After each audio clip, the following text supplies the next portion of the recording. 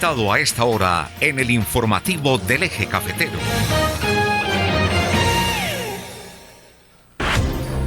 Continuamos en vivo y en directo a través de Risaralda TV, canal de televisión online. Estamos a través de redes sociales para Colombia y el mundo y a través de Qué Buena 92.1 FM. Teléfono en cabina 606-342-1050 para que nos llame, participe en las entrevistas, para lo que necesite. Está el WhatsApp de la emisora también, este sí para audios y llamadas únicamente, al 328-28-1752. 328-28-1752. Como lo anunciamos, Julián Chica Cardona, escritor, historiador, gestor cultural, secretario de la Academia Caldense de Historia. Julián, bienvenido, buenos días. Buenos días, Álvaro. Un saludo para el doctor Germán Aguirre y a los compañeros en el Control Master. Saludo a todos los oyentes y televidentes de este importante programa de Qué Buena 92.1. Continúa usted con un tema que venía tocando desde la semana anterior, muy bueno, muy interesante. Sí, me parece que tiene relevancia el hecho de que nos refiramos al café en términos generales, no solamente para los productores, sino para el consumidor final. En el país está, a mi juicio, faltando una cátedra para el consumo del café, una cátedra que abarque a todos los colombianos, no solo en el campo de la economía, sino también en el aspecto gastronómico.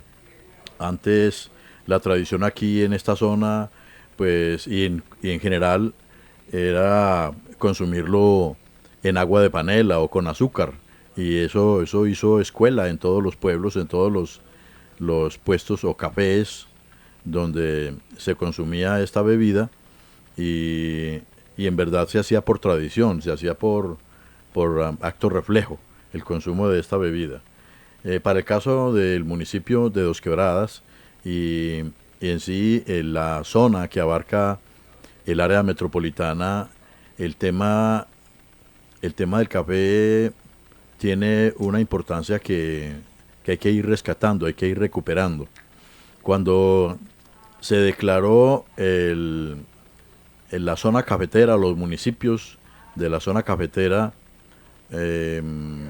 como patrimonio de la humanidad por la UNESCO, declarado como paisaje cultural cafetero, el municipio de Dos Quebradas no quedó incluido y solo se le reconoce como zona de amortiguación por las zonas de reserva, por las aguas, en fin, por las características que tiene aquí el lugar y por ser un camino de paso, ser zona de tránsito para los turistas y los visitantes que vienen a explorar la vista de aves, el verde, en fin, encontrar en este lugar como refugio de descanso, como punto de oxigenación, de recuperación de la tráfaga de todos los días, de la cotidianidad. Entonces, al no quedar el municipio industrial incluido como con algunas de sus fincas o algunos de sus cultivos y plantaciones con algún reconocimiento dentro del paisaje cultural cafetero, pudo haberse escapado al estudio de evaluación que hizo el alma mater y este equipo interdisciplinario que estaba también conformado por la Corporación Autónoma Regional de Risaralda, la Federación de Cafeteros y las universidades. Pudo no haberse profundizado más el aspecto diferenciador que ya existía aquí en el municipio. Para 2010 y antes, cuando se crea la Asociación Manantial de Pequeños Productores, el inventario que se tenía en ese momento superaba los 100 pequeños productores de café que estaban comercializándolo ya como producto final. Es decir, lo trillaban, lo tostaban, lo molían y lo empacaban con una marca. Eso es el lo que le ha dado el músculo a esta importante asociación que ha girado bajo o con el apoyo o con la sociabilidad del Comité Municipal de Cafeteros. Estoy hablando del municipio de Dos Quebradas. Y a mi juicio ese interés del pequeño productor de conocer el sabor de su propio café y de completar la cadena de producción fue anterior a que aparecieran esos emprendimientos en Santa Rosa de Cabal, por ejemplo.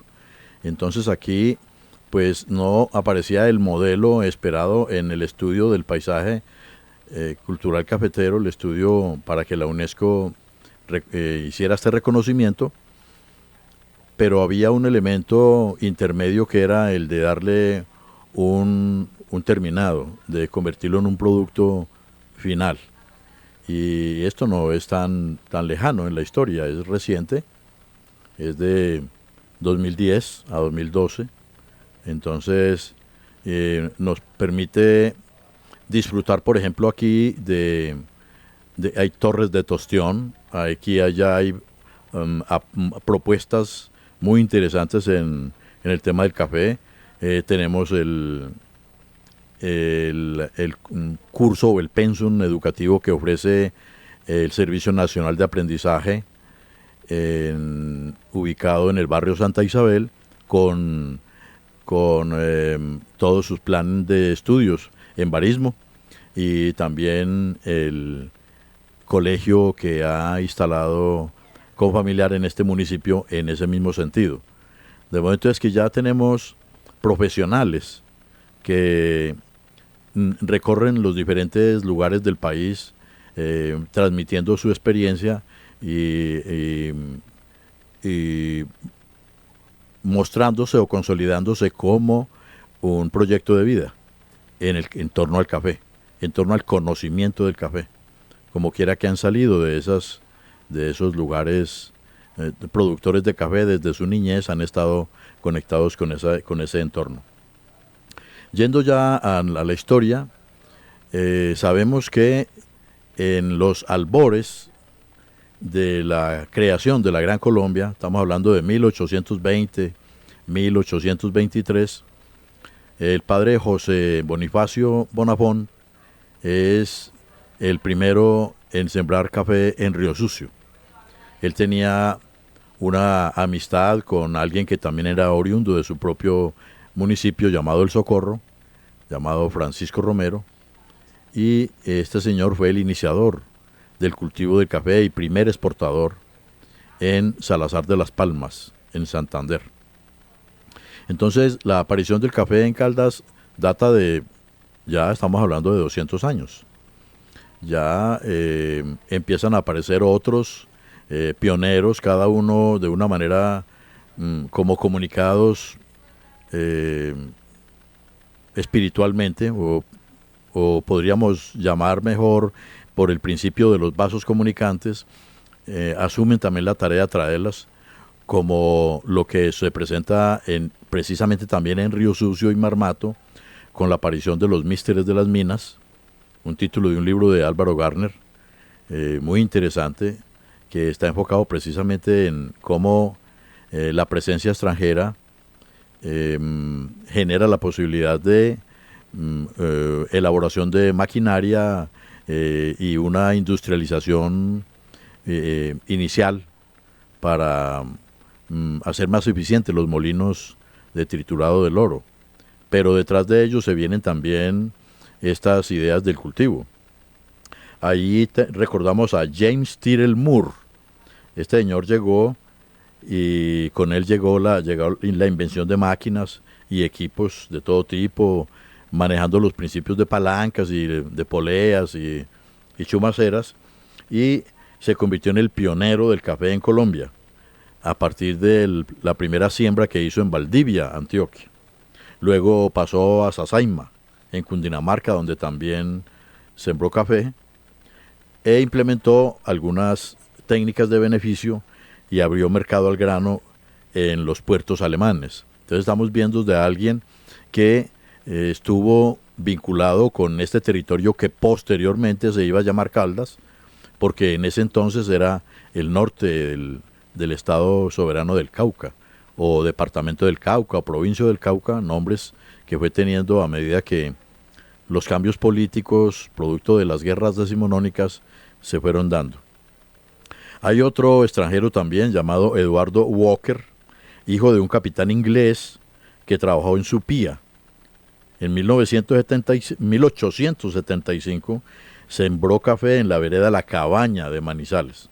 Ese es el dato de uno de los primeros cultivos que se producen en la capital del departamento de Caldas. Y anterior a este, pues ya habían intentado también el señor Simón López en Pereira y Leonidas Escarpeta en Salento con sus propios cafetales, lo que motivó al antioqueño Salvador Pineda a sembrar café en el resguardo indígena de Guática, que ya pertenece también al departamento de Risaralda. Todos estos ejercicios aparentemente aislados están conectados, tienen un conector muy interesante con un arbusto que se convierte en pionero y luego se implanta como el símbolo de la economía de nuestro país. Para finales del siglo XIX también aparece en los registros un pionero llamado Justiniano Londoño Mejía en Neira. En los documentos de la Federación habla de que sembró 14 árboles, pero pues esto parece ser un dato simbólico porque es anotado como alguien que es pionero del cultivo del café en Neira, un municipio que tiene más de 50 veredas productoras de café, al lado de Filadelfia, también productor de café y caña.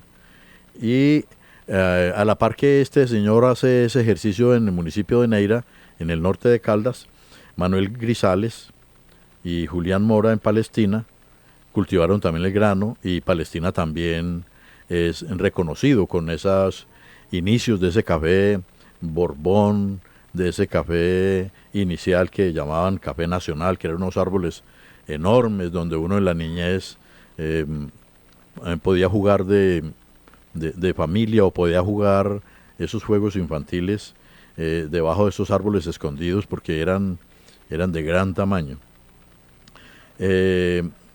Luego viene el señor Antonio Pinzón, un señor que viene de Santander, ya con la experiencia del café allá en el lugar, y se convierte en el primer empresario que llega a instalarse en Manizales. Lo mencionamos pues en esta época, ya empezando el siglo XX o terminando el siglo XIX,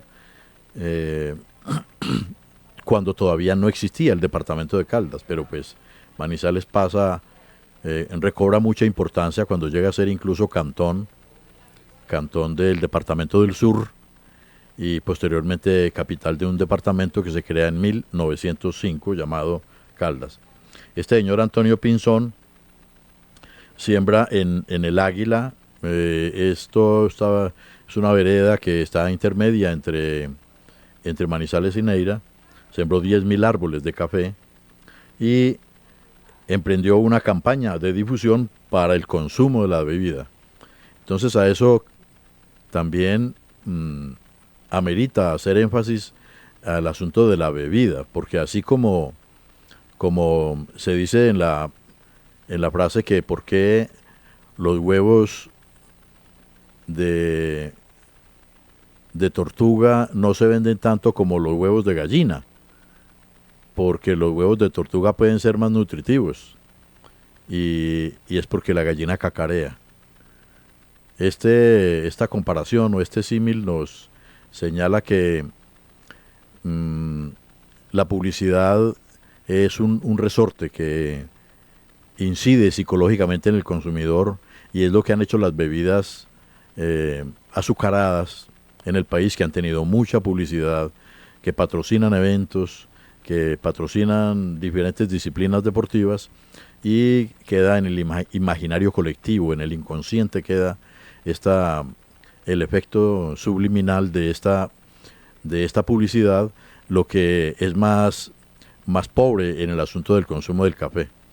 El consumo del café, a mi juicio, por lo menos en la zona cafetera que ocupamos nosotros, ameritaría unas campañas más audaces, unas campañas de enseñanza, de formación, de preparación del gusto del consumidor del café en sus diferentes variedades. Y todavía estamos en ciernes. Todavía es una gran novedad lo que uno nota en los procesos de turismo, de visitas a las fincas, que es algo muy nuevo para las personas mayores. Entonces, este señor, Antonio Pinzón, fue uno de los que iniciaron esa primera campaña de difusión para el consumo, porque una cosa es la pedagogía que hacen los comités para los pequeños productores y medianos y grandes productores con sus ingenieros, pero ante todo con el pequeño productor de café, que sin el apoyo técnico del comité y de la asistencia de estos profesionales, pues seguiría produciendo por empiria, ¿cierto? Por imitación, cuando ya hay técnicas exitosas para obtener un mejor grano, para regular la administración del predio, es decir, para estar compenetrado con ese mismo comportamiento del medio, del clima, el tema de los riegos, el tema de la fumigación, la revisión permanente de los árboles. Pero entonces ese implicaría, el de la campaña para el consumo, involucraría a todos los colombianos, a todos nosotros nos involucraría. Antonio Pinzón entonces desarrolló también equipos para beneficiar el café. Ahí las primeras despulpadoras, por ejemplo, se hicieron en un taller de fundición en Amagá, pero en Dos Quebradas tuvo talleres de fundición y son una marca con J. Gallo. Es una marca que recorrió el país, y uno ve máquinas de J. Gallo hoy en día en Pasto, las ve en Huila, las ve en muchos lugares, porque realmente fue el primer paso que se dio con la producción del café hacia la mecanización, porque antes todo era muy manual, y posteriormente la industrialización. Al morir Antonio, pues le sucedió su hijo, Carlos E. Pinzón, con el cual se consolidó la era cafetera en el departamento de Caldas. Ya me refería ahora que Caldas es a partir de 1905. Cuando hablamos de 1820 con José Bonifacio Bonafón en Río Sucio, pues Río Sucio era una ciudad, un asiento español, era un lugar donde españoles, mestizos e indígenas compartían con los místeres de las minas, que empezaron a llegar a explotar allí el oro. Ya a partir de 1905 es Caldas, estamos hablando de Caldas, eso involucra también todo lo que es hoy en Risaralda y lo que es también el departamento del Quindío. Señor Carlos E. Pinzón, pues con la herencia que le dejó su padre, consolidó esa era cafetera en el departamento, compró la finca El Arenillo. Eso está entre Chinchiná y Manizales. Y allí sembró 150.000 árboles. Montó 20 trilladoras en todo el departamento de Caldas, entre las cuales 9 le tocaron a Pereira, también hubo en Santa Rosa de Cabal, etc. Montó 26 compraventas de café, electrificó los montajes de beneficio, impulsó la navegación a vapor por el río Cauca con 8 vapores que transportaban el grano desde la Virginia hasta Puerto Isaacs, de donde seguía en tren a Buenaventura, y en Nueva York estableció una oficina de negocios. Esto, sí, grande, sí. De barcos ahí Entonces esto nos muestra cómo estas evoluciones se logran con el remanente, con las utilidades, con las ganancias acumuladas del café, y esto nos abre la puerta ya para que en el próximo programa nos hagamos referencia a qué tuvo que ver el aeropuerto Matecaña, cómo fue que el aeropuerto Matecaña nació primero en Dos Quebradas.